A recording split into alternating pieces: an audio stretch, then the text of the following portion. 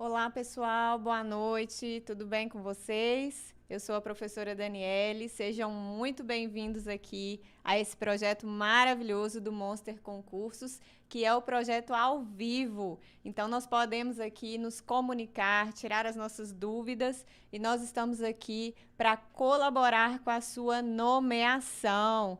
É, você que está aí tão ansioso, né? Desejoso aí, cheio de expectativa para esse concurso do Tribunal de Justiça de Minas Gerais, para o cargo de oficial judiciário. Que cargo maravilhoso, né, gente? As pessoas aí do nível médio vão poder concorrer a esse cargo e nós preparamos uma aula muito importante aqui para vocês sobre processo civil. Para você que está aí na expectativa desse cargo, né? A disciplina de processo civil é uma disciplina importantíssima, né, no seu edital. Nós sabemos que o edital aí está batendo a porta, né? Está quase saindo aí. O que nós sabemos, né, desse concurso do Tribunal de Justiça de Minas Gerais para esse nível médio, para o cargo de oficial? Nós sabemos que o edital pode sair a qualquer momento e está muito perto disso acontecer, porque a banca já foi definida, né? Não é uma banca muito grande, é MS Concursos, né? Mas é uma banca boa e por isso eu já vou adiantar aqui para vocês que dentro da disciplina de processo civil é muito importante que você leia a letra de lei. Essas bancas que são bancas tradicionais, como a MS Concursos, que fazem concursos muito regionais, municipais, são bancas que não tendem a fugir, né, da letra da lei seca mesmo ali. Então, como que eu estudo, né, professora, processo civil para esse concurso aí? Você deve assistir aqui as nossas aulas para tirar suas dúvidas. Talvez você nunca teve contato, né, com o processo civil. Então, assista às aulas aqui do Monster Concursos e pega o Código de Processo Civil mesmo. Já começo com essas dicas, né, a nossa aula aqui. Se você não tem o código impresso, aquele vade-mecum, né, que é um complexo de legislações, você pode baixar. Hoje em dia, eu confesso assim, que é até mais prático você baixar a legislação, porque são muitas alterações normativas. Então, você vai aí no Google, coloca lá Código de Processo Civil de 2015, que é o atual, né? E aí vai abrir um site você abre o site do Planalto e já baixa, tá? Baixa essa legislação. E aí você assiste às aulas para tirar suas dúvidas, acompanhando essa legislação, né? A leitura dos artigos mesmo dessa legislação. Bom, quando você fazer isso, eu acredito que você vai fazer isso agora, já vai abrir aí, se você não tem, abre, baixa do site do Planalto esse Código de Processo Civil, porque nós vamos começar com a aula de hoje já aqui do artigo 1º ao artigo 12 desse código, ok? Então, não adianta muito fugir por dois motivos. Pela banca que já foi designada aí, né, para aplicar essa prova, que é uma banca tradicional, e pelo cargo, né, meu querido, que você está aí desejoso de exercer. O seu cargo exige, sim, que você saiba os termos da lei. Então, eu aposto muito que nós não vamos ter muitas surpresas nessa prova, não. Então, vamos começar aqui do artigo 1º ao artigo 12. Vou passar um direcionamento aqui para as pessoas talvez que nunca teve contato com essas legislações e nem outras, né? Quando você pega uma legislação, você começa a ver ali o preâmbulo da legislação, né? Como que foi sancionada ali aquela legislação e quando você for baixar lá no Google, é a lei número 13.105 de 2015, que é a nossa lei de processo civil. E você vai ver que ela possui artigos, ela possui os incisos e ela possui também parágrafos na sua redação.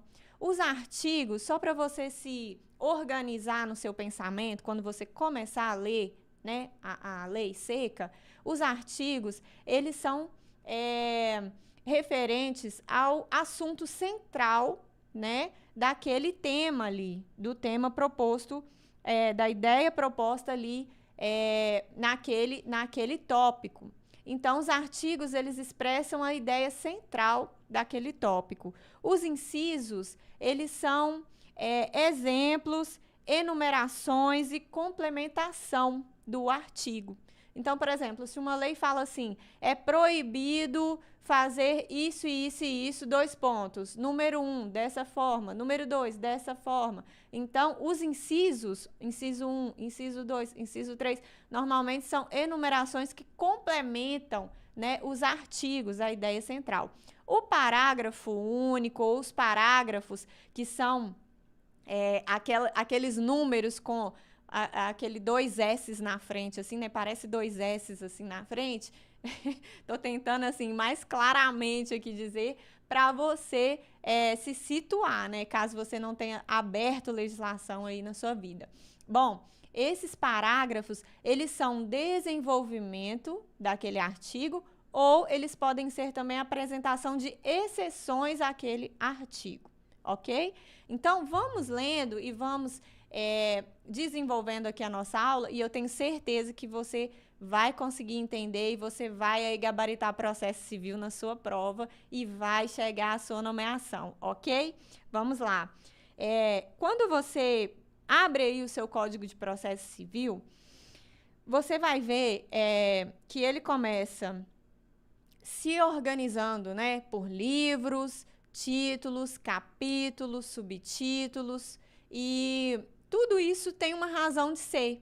Quando você pega ali um livro, né, que está bem no tópico, assim, do código, ele já vai falar sobre o que vai tratar aquele livro todinho ali, né? Então, você vê, tem livro 1, tem livro 2, então, o código, ele é bem distribuído e bem organizado. Nós vamos começar, pessoal, do início, ok? Vamos começar do início, do livro 1.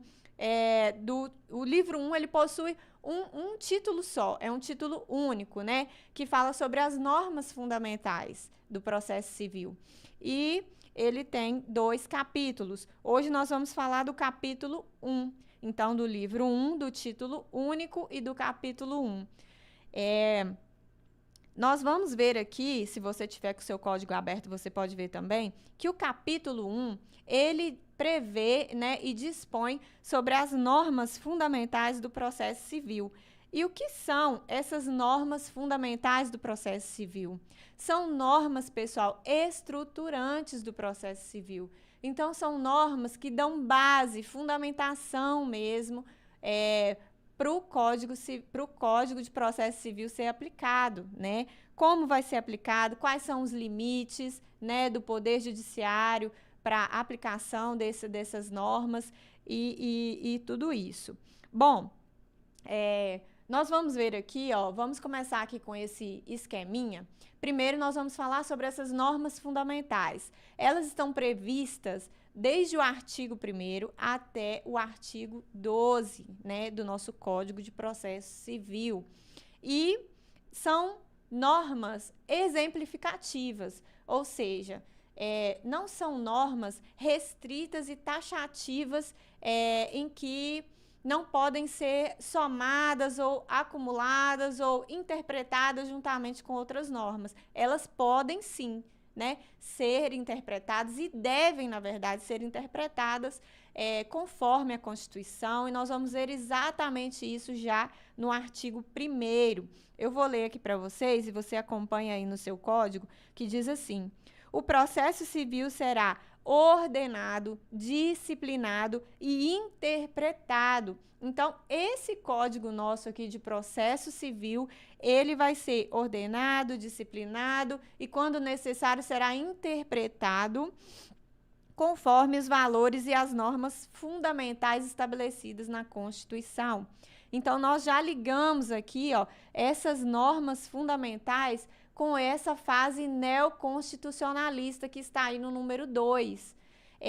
O que é essa fase neoconstitucionalista? Nós podemos dizer assim, o processo civil, ele tem uma relação interdisciplinar para que ele possa ser aplicado, né? O processo civil, ele é exatamente uma conversação com outras normas, né? Com outros direitos, com normas éticas, com normas materiais. Então, o processo civil, ele define o procedimento para que outras normas sejam efetivadas. Então, por exemplo, se eu tenho uma questão de direito civil, se eu tenho uma lesão, né, se eu acho que eu estou lesionado em algum aspecto civil na minha vida, eu vou entrar com um processo e o direito processual civil é exatamente o que vai estabelecer como será esse processo. Então, ele é a descrição de procedimentos que darão vida mesmo a outros processos éticos, processos materiais, constitucionais, ok, pessoal? Então, tá, é uma conversação com outros direitos. Ele possui, né, essa relação interdisciplinar, principalmente com a Constituição, como nós vimos aqui no artigo 1º. Por isso, hoje, se a sua prova disser que o processo civil tem uma fase, ou vive uma fase, ou tem relação neoconstitucional, você vai dizer que sim, né? Tem tudo a ver com o neoconstitucionalismo mesmo. O neoconstitucionalismo, pessoal, é uma fase em que é um estado, né, em que a norma ela vem reconhecer a força normativa da Constituição, a força normativa dos valores fundamentais expressos na Constituição. Então, que o processo civil, ele não pode jamais ser aplicado sem olhar para a Constituição, né? Para as normas fundamentais constitucionais. É isso que o artigo 1º vem dizer. Ali, na nossa Constituição, nós vimos estabelecido valores do devido processo legal, valores do contraditório, da ampla defesa, do juiz natural. Então, são princípios fundamentais que precisam ser observados quando nós olhamos aqui para a aplicação do processo civil, do procedimento, né, de um processo, ok? Então, tá.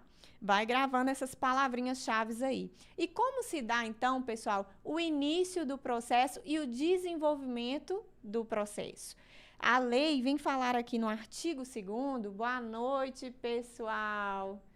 Prazer é nosso poder estar aqui com vocês, Dayana. Legal, vamos lá. Olha só, como se dá início a esse processo, né? A lei, no artigo Processo Civil, o Código de Processo Civil, no artigo 2º, já vem dizer, ó, o processo começa por iniciativa da parte e se desenvolve por impulso oficial. Então, nós podemos colocar aqui já, ó, vamos colocar aqui uma observação aqui, que o processo dá início, em regra, tá, pessoal? Em regra, ele tem início pela parte. Então, olha só, é a parte que dá início a esse processo. E ele se desenvolve, em regra, por impulso oficial. Eu prometo fazer um curso de caligrafia.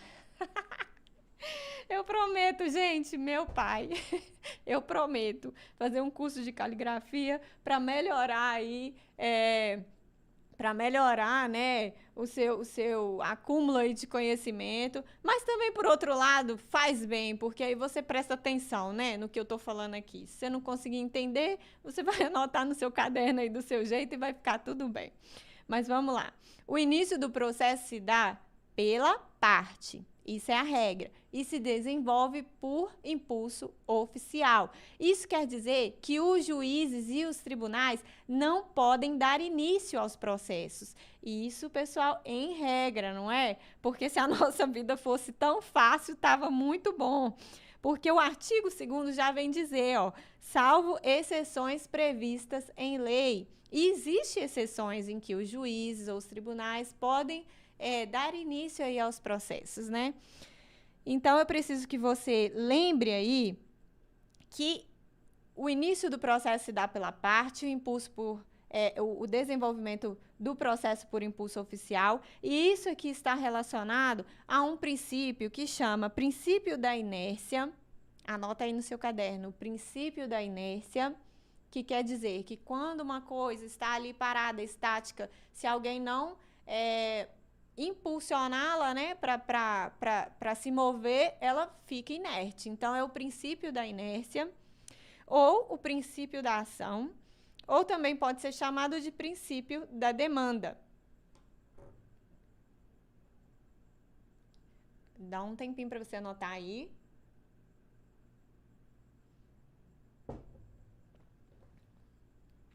E aí, pessoal, nós vimos que a própria lei já coloca aqui que existem algumas exceções. Eu vou citar aqui para vocês alguns artigos em que o juiz pode, de ofício, dar início a algumas questões, né? Então, toda vez que você lê aí na sua legislação, o juiz de ofício, o juiz de ofício, o juiz de ofício realizará isso, isso e isso, quer dizer que o juiz não precisa do impulso ou da provocação de ninguém para poder fazer aquilo. Ele oficialmente pode fazer sem a manifestação de qualquer outra pessoa. Então, o juiz pode, de ofício, vamos colocar aqui as nossas exceções.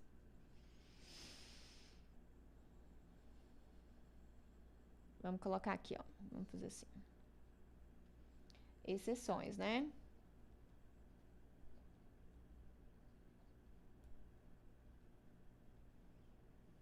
Exceções. Artigo 536.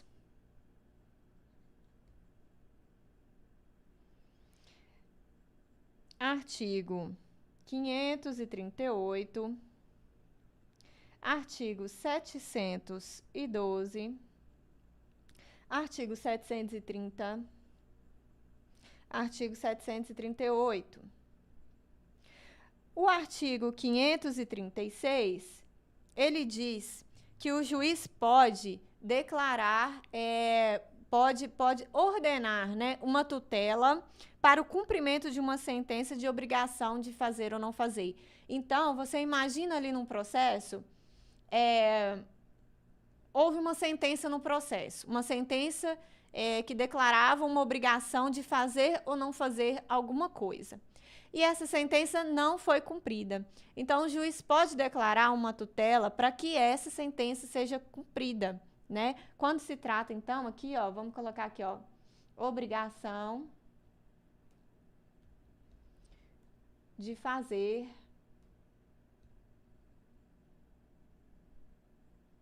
ou não fazer. Ok? Então, uma sentença de obrigação de fazer ou não fazer. O juiz pode ali declarar sem provocação da parte. O artigo 538 fala sobre busca e apreensão ou imissão na posse para o cumprimento de entrega de coisa. Então, nos casos também de sentença de entrega de coisa, o juiz pode declarar ali a busca e apreensão de algum bem, ou ele pode declarar a imissão na posse de quem tem o direito, né, daquele imóvel ali, sem provocação da parte. O artigo 712 diz sobre a restauração de autos desaparecidos. Então, vamos colocar aqui, ó.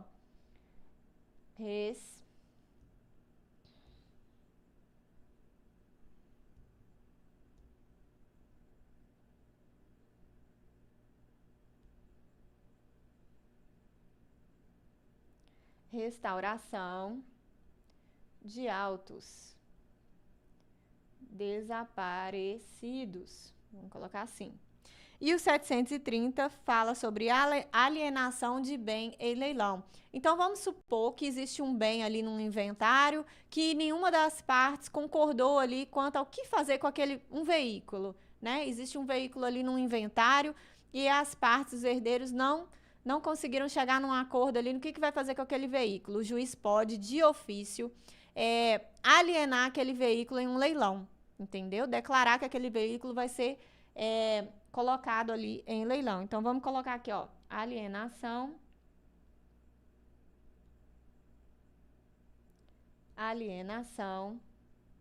em leilão. Opa.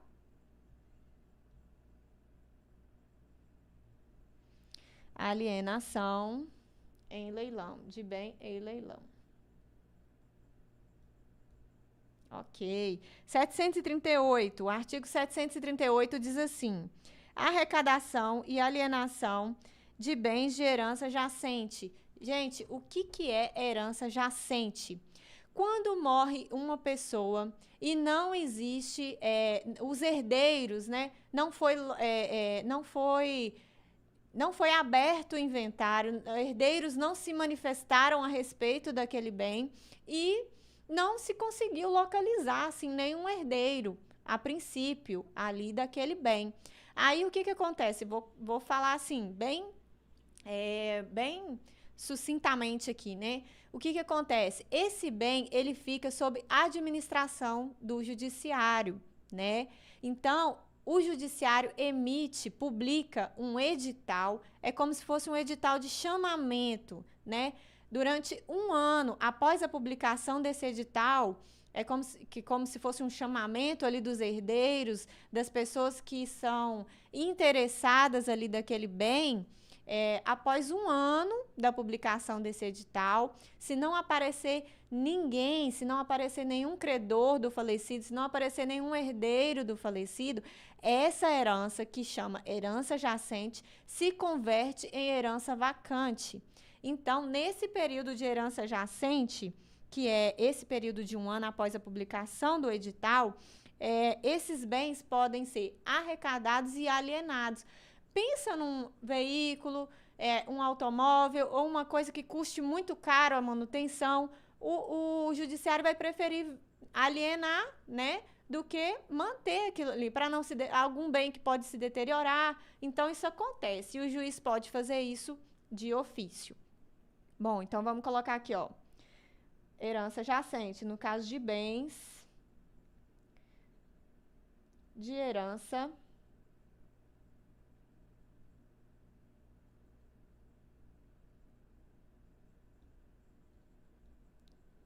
jacente, ok?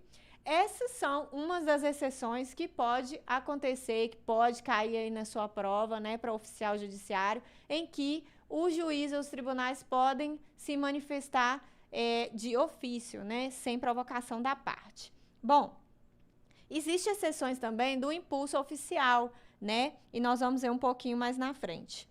A gente precisa também falar, pessoal, de coisas muito importantes que daqui para frente todas estão respaldadas aqui em princípios, né, estabelecidos. Então, para finalizar aqui esse artigo 2º, que fala, né, sobre a regra da inércia, que só pode dar início ao processo pela parte, nós precisamos falar duas coisinhas importantes. Primeiro, essa regra de que o processo só se inicia por provocação da parte, ela não restringe a possibilidade da parte desistir do processo. Isso é, a parte, mesmo tendo dado início a esse processo, ela pode desistir do processo. E isso ocorre em algumas situações e algumas observações que nós devemos saber aqui, né?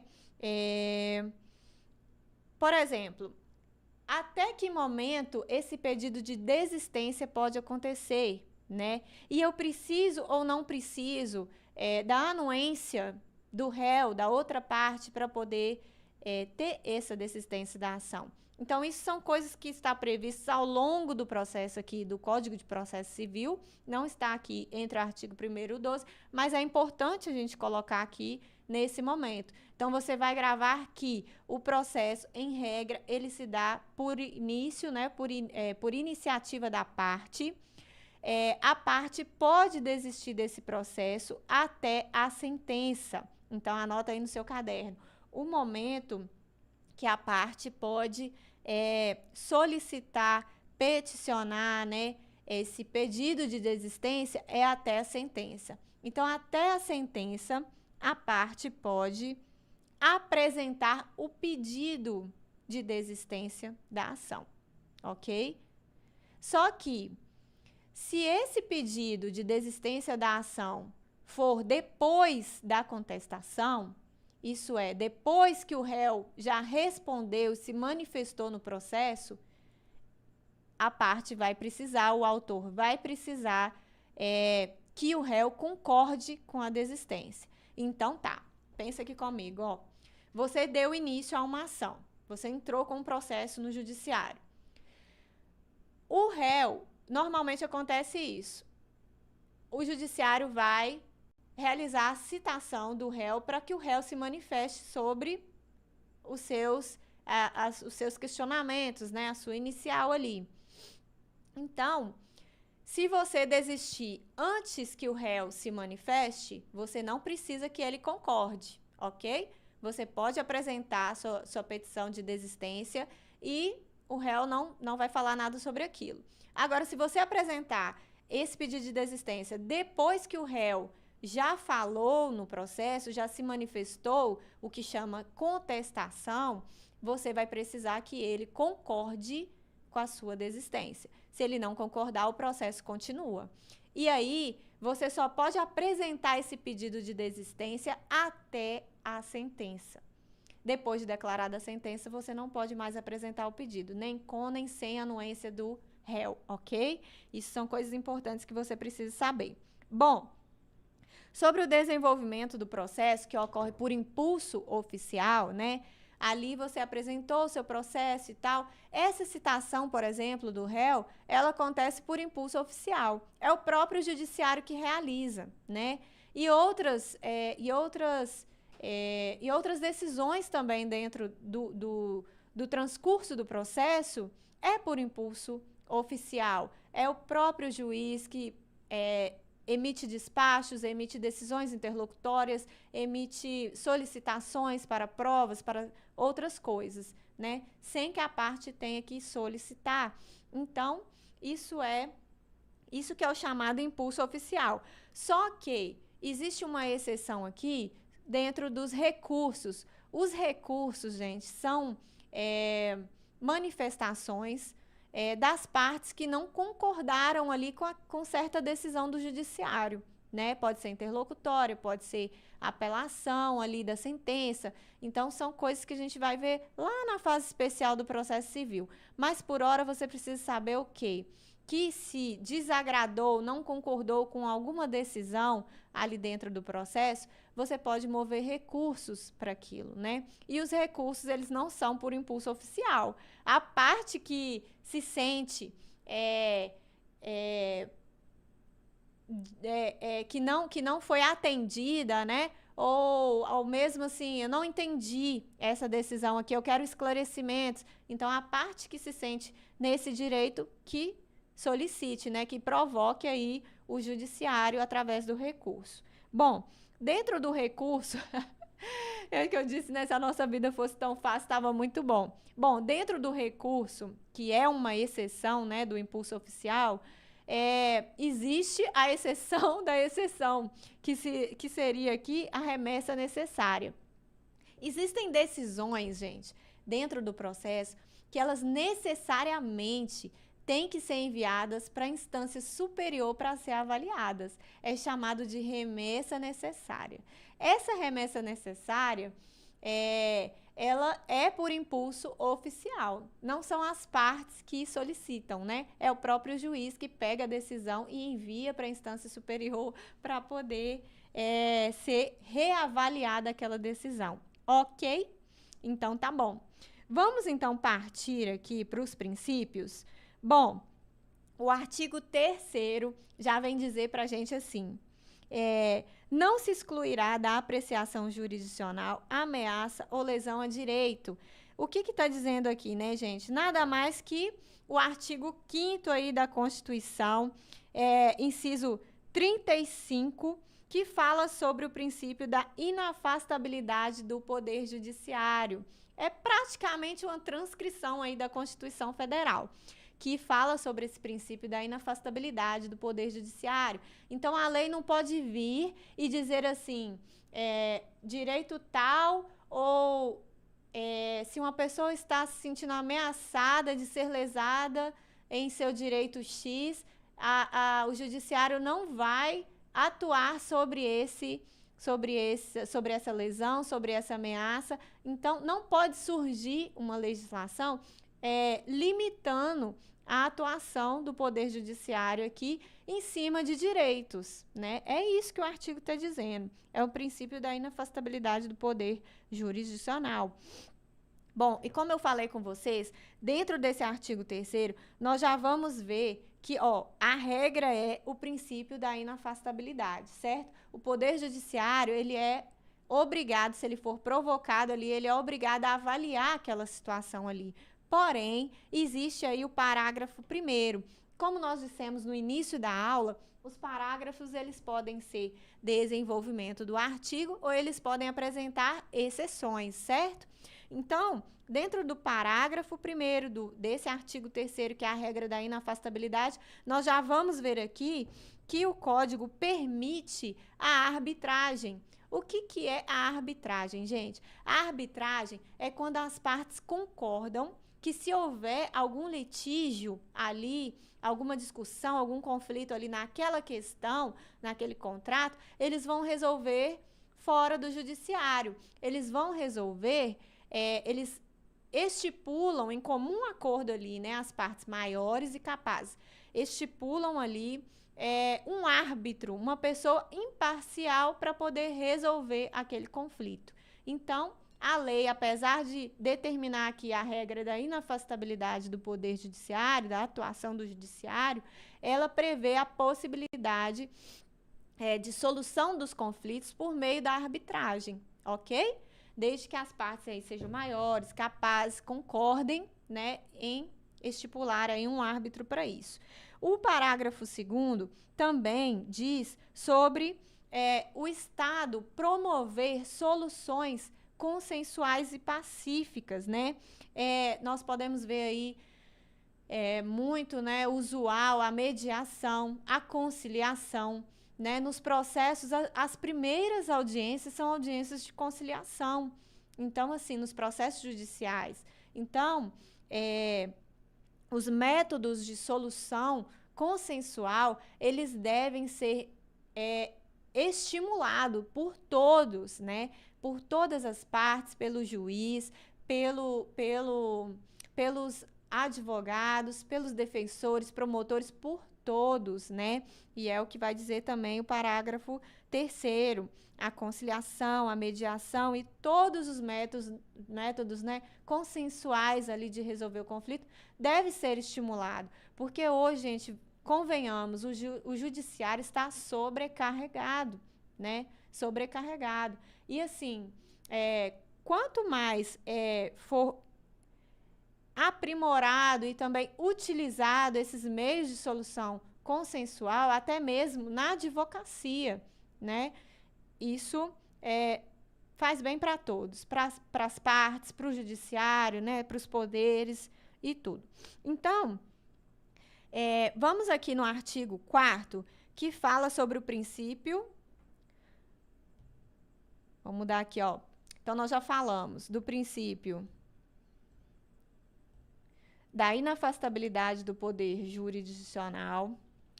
Falamos aqui, vamos falar agora do artigo 4º da razoável duração do processo, ok? O artigo 4º diz assim: as partes têm o direito de obter em prazo razoável a solução integral do mérito, incluídas atividades satisfativas. Então, as partes ela têm o direito em tempo razoável. Nós sabemos assim que esse tempo para o judiciário, eu vou dizer assim, eu acredito até que é razoável, mas para a parte não é, né, gente? Você esperar aí 5 anos a solução de um processo, eu vou dizer assim, 5 anos é rápido, né? Tem processo aí de muito mais tempo. Então, assim, é a sobrecarga mesmo do Poder Judiciário, né, para decidir. Só que o Código de Processo Civil estabelece esse direito, que seja em tempo razoável a solução integral do mérito, né? Então, esse princípio existe, o princípio da razoável duração do processo ou da primazia do mérito, ok? O princípio da boa-fé processual ou princípio da boa-fé processual ou objetiva. Pode cair das duas formas na sua prova. Princípio da boa-fé processual ou princípio da boa-fé processual objetiva. O que quer dizer isso? Isso quer dizer que as partes dentro do processo, elas devem atuar com boa-fé.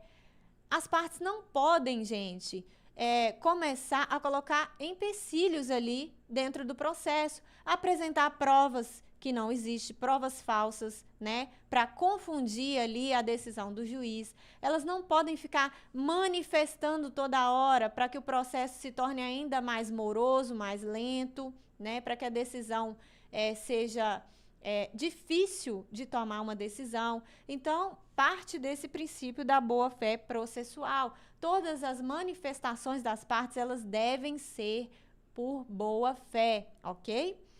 E o princípio da cooperação. Os sujeitos devem cooperar, né? Tá aqui no artigo 6º. Cooperar entre si, para que em tempo razoável a decisão justa, né, saia sobre aquele processo, ok?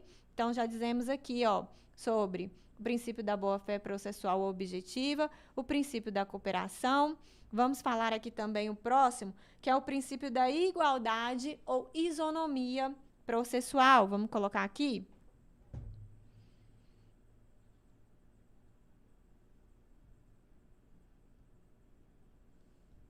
Vamos manter aqui um padrão, porque a letra já não é bonita, né, gente? Igualdade. Princípio da igualdade ou isonomia processual.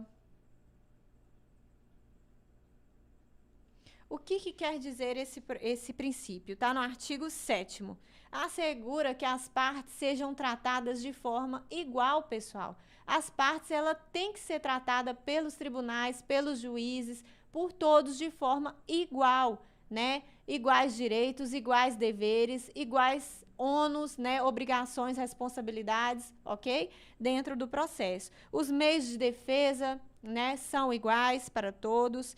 E os deveres, as sanções processuais, caso haja um ato de má-fé, então, devem ser tratados de forma igual, ok? Vamos lá. O artigo 8º.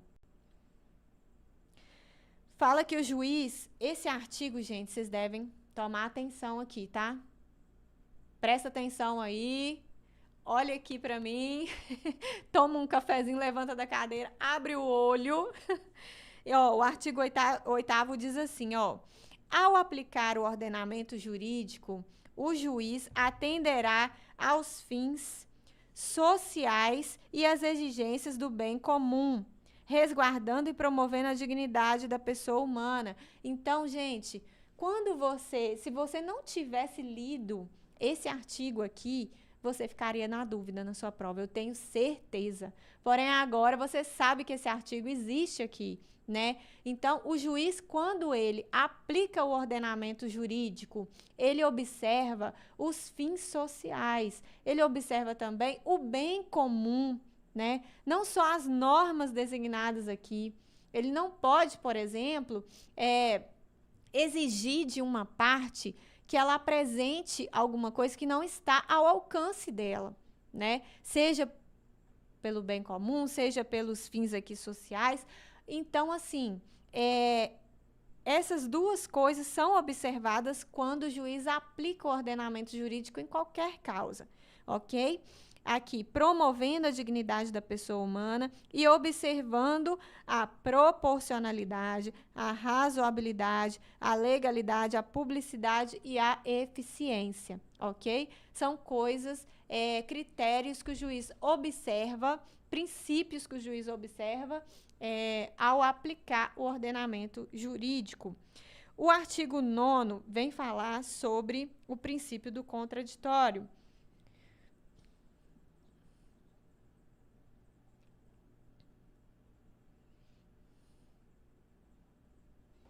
Vamos colocar aqui, ó, contraditório. O princípio do contraditório, ele diz o seguinte: não se proferirá decisão contra uma das partes, sem que ela previamente seja ouvida, né? O artigo 9º prevê isso, o princípio do contraditório. A outra parte deve ser ouvida antes que se tome uma decisão dentro daquele processo. Então, essa é a regra. O contraditório, ele é uma regra. Porém, existe as exceções, que está bem abaixo aí do artigo 9º, no parágrafo único, que diz assim: não se aplica ao disposto no caput, quer dizer, no artigo 9º, os casos de tutela provisória, tutela de evidência e as decisões do artigo 701, que é a tutela monitória. Então, vamos colocar aqui as exceções.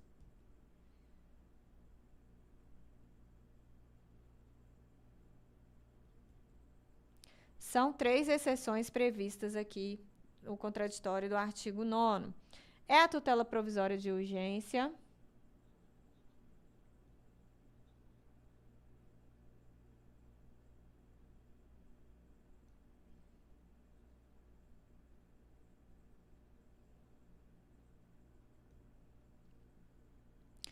a tutela de evidência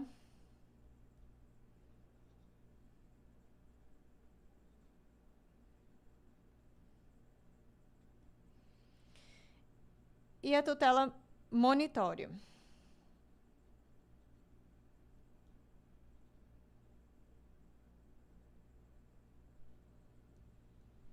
Prevista no 701 do CPC também, tá? Do nosso Código de Processo Civil. Bom, nesses 3 casos, o juiz não precisa ouvir previamente a outra parte para declarar uma decisão. Porque, pensa, pessoal, ó, vou falar aqui da tutela provisória de urgência, que é o que mais acontece, né? Vamos supor aí que o autor da ação é uma pessoa que está hospitalizada, carecendo ali de uma medicação, que só o Estado pode fornecer essa medicação. Não só o Estado, né? Mas vamos dizer que o Estado, ele é obrigado a fornecer aquela medicação ali, né? E a pessoa não tem condições financeiras para comprar aquele medicamento. Existem medicações que o Estado, ele é obrigado a fornecer. Então, vamos supor que essa pessoa está ali precisando dessa medicação, se não tomar, vai morrer, né? E aqui nós não vamos falar sobre se o Estado pode ou não arcar, né, com as despesas ali das medicações do mundo inteiro. Não vamos dizer sobre isso, não. Vamos falar sobre isso. Só para você entender aqui essas exceções do princípio do contraditório.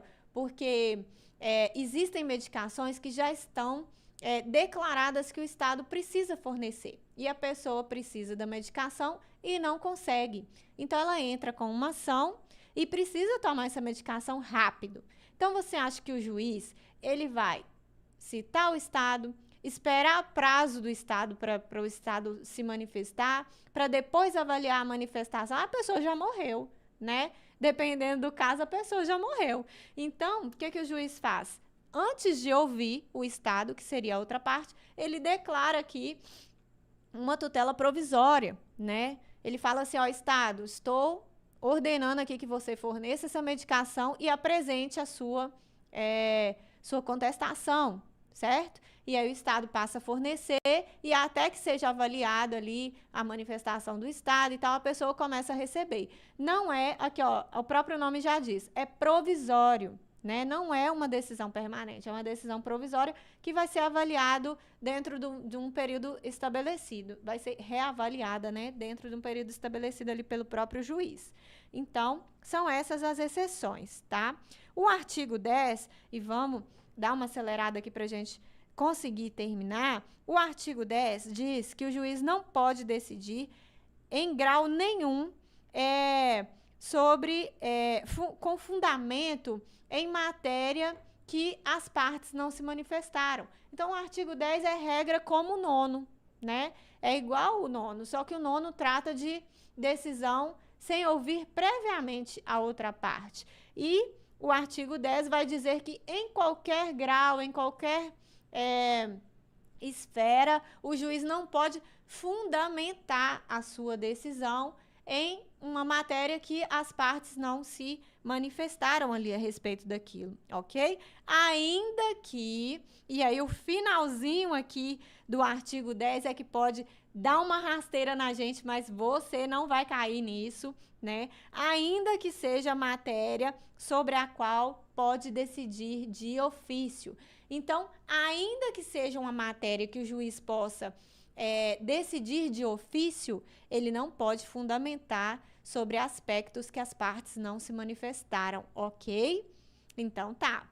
Bom, o artigo 9º diz assim: todos os julgamentos dos órgãos do Poder Judiciário serão públicos e fundamentadas todas as decisões. E sabe qual é a pena, pessoal? Se as decisões não forem públicas ou não forem fundamentadas, a pena é de nulidade daquele ato, nulidade daquela decisão. Isso aí. A regra é que os atos devem ser públicos, né? Os atos devem ser públicos, as decisões devem ser públicas e devem ser fundamentadas. Se não for, sob pena de nulidade da decisão, ok? Olha só, um ponto importante aqui é o parágrafo único, né? Quando a gente vê um parágrafo, você já arregala o olho, meu filho. Arregala o olho e vai riscando os parágrafos, porque normalmente são exceções àquela regra. O parágrafo único vem trazer uma exceção, que são os processos de segredo de justiça, né? Os processos de segredo de justiça não precisam ser públicos, né? Eles devem correr em segredo de justiça. É restrito às partes, aos procuradores, né, envolvidos ali naquele processo, ok? Mas aí o processo em segredo de justiça, ele precisa de fundamentação nas decisões? O que vocês acham? Claro que precisa, né, gente? Sob pena de nulidade, ok? Sob pena de nulidade. Ele não precisa ser público, mas ele precisa ter fundamento nas suas decisões, ok? Então, tá bom. Vamos lá. O artigo 12 e o último artigo aqui que a gente vai ver fala sobre a ordem cronológica dos processos, tá? Bom, quando você entra com um processo, aquele processo ele vai para uma lista que é chamada de ordem cronológica, certo? É uma lista É uma lista em que o processo que entra hoje, ele vai ser avaliado primeiro do que um processo que entra amanhã, ok? Então, a ordem cronológica é essa. E eu quero que você preste atenção. Por quê? O artigo 12, no Código passado, dizia que os juízes e os tribunais deveriam obedecer a essa ordem. Agora, o Código de Processo Civil atual de 2015, ele fala o seguinte, que os juízes e os tribunais atenderão preferencialmente. Essa palavra tem que estar na sua prova, tá bom? Para você marcar certo, essa palavra tem que estar na sua prova. A ordem cronológica do processo, ela é preferencialmente observada, tá? Não é mais um dever, a observação é preferencial. E para que deve ser observada essa ordem cronológica? Para se proferir sentença ou acórdãos, né? Se for em instância superior. Os acórdãos são decisões em instância superior e as sentenças são decisões em primeiro grau, ok? Vocês vão ver mais um pouquinho disso também na parte especial. Bom, vamos lá. A lista de processos, que é o parágrafo 1º do artigo 12. A lista de processos aptos a julgamento deve estar à disposição para consulta pública em cartório e na rede municipal. Então, gente, hoje os processos eles são, em sua maioria, eletrônico, né? Então, você que aspirante aí, né, do cargo de oficial judiciário, uma palavrinha aqui bem diferente para você é essa palavrinha cartório, né? Os processos aptos para julgamento têm que estar à disposição para consulta pública em cartório. O que quer dizer? É ali aonde você vai trabalhar, oficial judiciário. Estou olhando para você. Você vai trabalhar, a legislação, ela fala que você vai trabalhar em um cartório. Não é cartório de notas, cartório de registro de imóveis, não. É aquela sala ali que hoje a gente vê dentro do fórum, com a plaquinha assim, primeira secretaria, né? Secretaria da Infância, Secretaria Civil. Então, aquela sala ali, na legislação, ela é chamada de cartório. Então, quando fala aqui que os processos têm que estar à disposição para consulta pública em cartório, é que ali, naquela sala, os processos têm que estar à disposição. Embora, o que eu falei aqui antes, né, que os processos agora, a maioria são eletrônicos, então, se aparecer essa palavrinha na sua prova, cartório, não pira, tá? Não pira. Tá falando ali da secretaria mesmo, né? De onde você vai trabalhar. Se Deus quiser, né, gente? Se Deus quiser e você fizer sua parte. Então, vamos lá. Parágrafo 2º aí do artigo 12. Não está dentro dessa ordem cronológica comum alguns processos. Então, olha só, estão excluídos da regra. Eu vou ler aqui rapidamente e você me acompanha e depois você vai ter oportunidade aqui dentro do nosso projeto, né, de noções do processo civil, você vai ter oportunidade de estudar mais a fundo sobre cada um deles. Mas olha só, estão excluídos da ordem cronológica comum as sentenças proferidas em audiência, as homologatórias de acordo, as de improcedência liminar. Gente, eu já vi uma questão que estava lá assim: estão excluídas da ordem cronológica as sentenças de procedência de liminar. Estava errado. Por quê? As que estão excluídas da ordem cronológica são as decisões de improcedência, não sentença, né? Mas as decisões de improcedência de liminar. Então, só essas de improcedência de liminar que estão fora dessa ordem cronológica.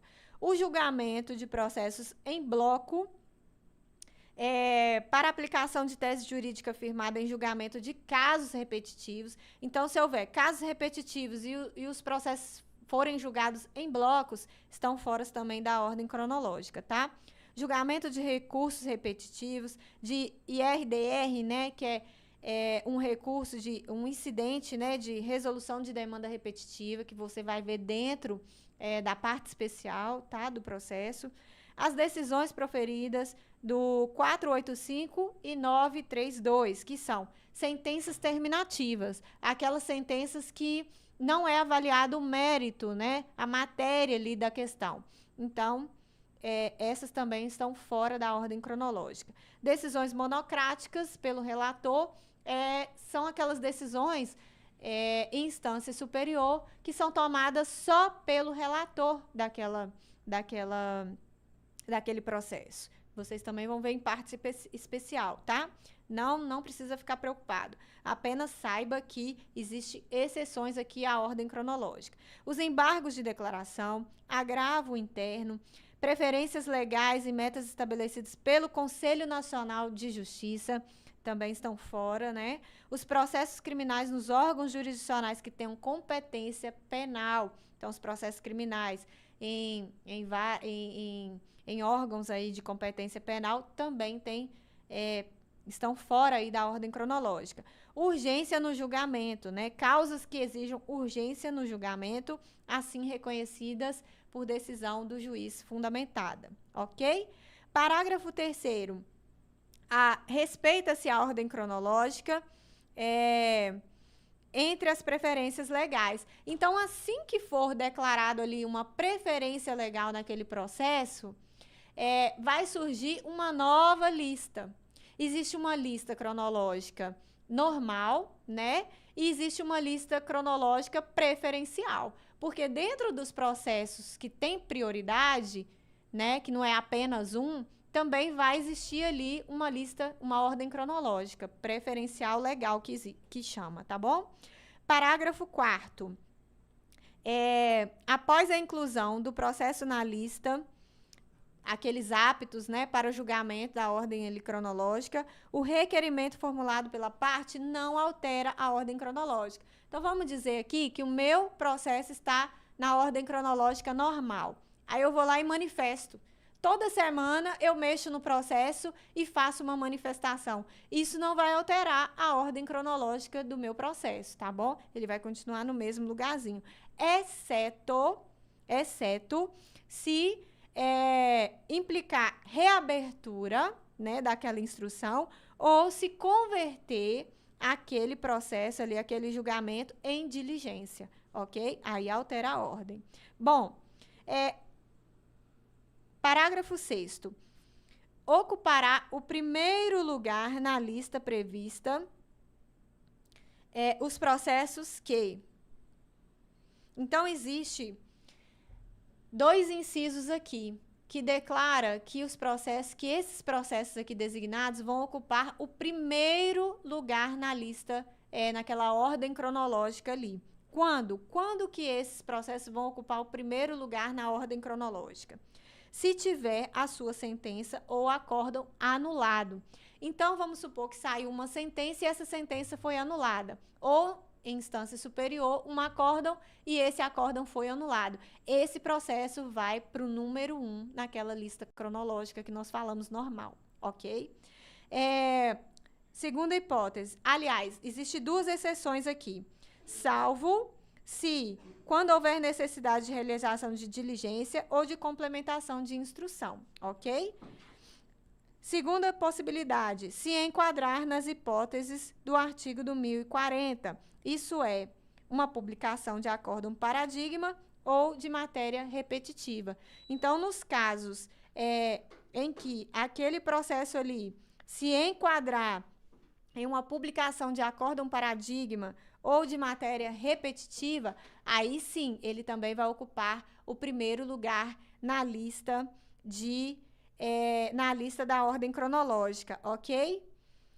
Então, pessoal, nós terminamos aqui,